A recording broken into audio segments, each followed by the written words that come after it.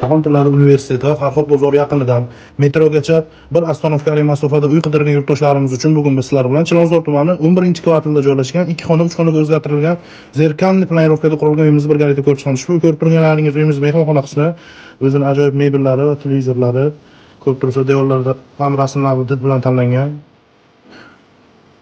Bu yerda esa oshxonamizning o'rni bolalar xonasiga o'zgartirib, oshxonamiz esa balkon qismiga ko'chirilgan. Ko'rib turganlaringiz bu yerda bolalar xonasi, o'zining javonlari dars qilish uchun stollar ajratilgan. Uyimiz 4 qavatli binoning 1-qavatda joylashgan. Bu yerda esa balkon qismimiz oshxonaga o'zgartirilgan, ko'rib turganlaringdek. Kerakli barcha mebel va texnikalar bilan ta'minlangan. Uyimiz 1-qavatda bo'lganligi sababli hamma romlarga panjaralar o'rnatilgan. Uyimizning umumiy maydoni 50 metr kvadratdan iborat. Bu yerda kattalar yotoqxonasi, mehmonxonamiz bilan kattalar yotoqxonasi kengligi va uzunligi bir xil razmerda bo'ladi. Ko'rib turganlaringdek 520 ga 330. Kataloglarimiz balandligi esa 285 bo'ladi.